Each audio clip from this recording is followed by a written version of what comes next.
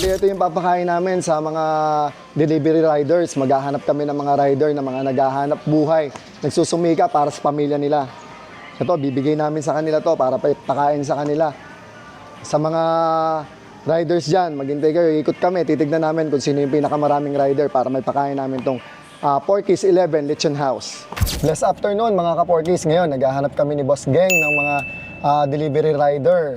Nag-iikot kami ngayon dito sa Binyan. Mamaya pupunta kami Santa Rosa. Titignan namin kung saan meron mga rider na madami. Susupresahin namin sila. Bibigyan namin sila ng 1 buong lechon.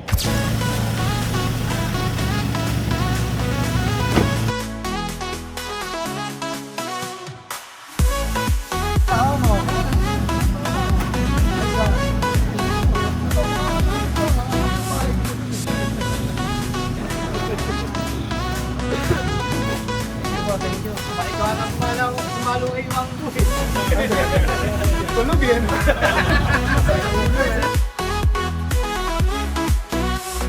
Ayun, nandito tayo sa Macdo, Santa Rosa, sa Tagapo. Ito yung nakita natin mga rider, ang dami nila. Kaya mag-ikot namin dito kanina, dito namin napili na magpakain. Ito sila, oh.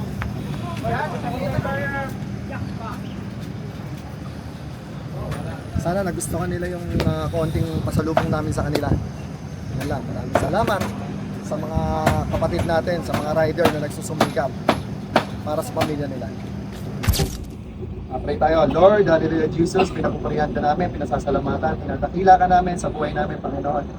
Lord, we pray, Panginoon, ang safety ng mga kaibigan namin, mga kapatid namin, mga riders sa pang-araw-araw nilang trabaho, Panginoon. Kayo ang gumabay sa kanila, kayo ang mag-provide. Naniniwala kami, Panginoon, sa sinasabi nyo na God will provide. Kayo po mag-provide ng mga needs nila para sa pamilya nila, Panginoon, Lord God. Maraming salamat sa pagkain nasa aming harapan. Nawa ito'y magbigay ng kalakasan sa aming lahat, Panginoon. In Jesus' mighty name we pray. Amen!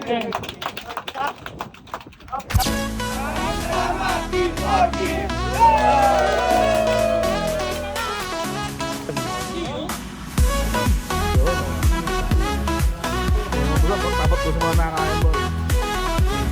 Boss, kamusta naman lasa ng Porky's, boss? Wala akong masabi talaga ako eh. Huwag mo lang pangap. Diba ba, yung kumpare ka, kamusta? Oh, bye. Sarap, boss. Ang lasa ng Porky's. Lasang adobo. Sarap. Boss, lasang ulit mo. Ulat. Kumain hindi mo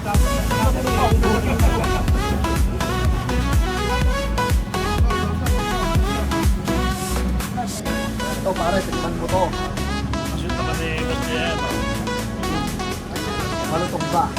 Itong na ng Porky's 7. What? Tama, boss. Ito yung verse of the day natin sa Philippians chapter 4 verse 19 to 20. And may God will meet all your needs according to the riches of His glory and in Christ Jesus. To our God and Father be glory forever and ever. Amen. Lagi niyong tatandaan na God will supply all our needs. Hindi tayo pababayaan ng Panginoon, hindi tayo pababayaan dahil mga anak niya tayo. Hindi niya pwedeng hindi ibigay yung mga pangangailangan natin kasi ang Diyos ay mapagbigay. Alam ni Lord lahat ng mga kailangan natin. Kaya unahin po natin si Lord lagi sa buhay natin.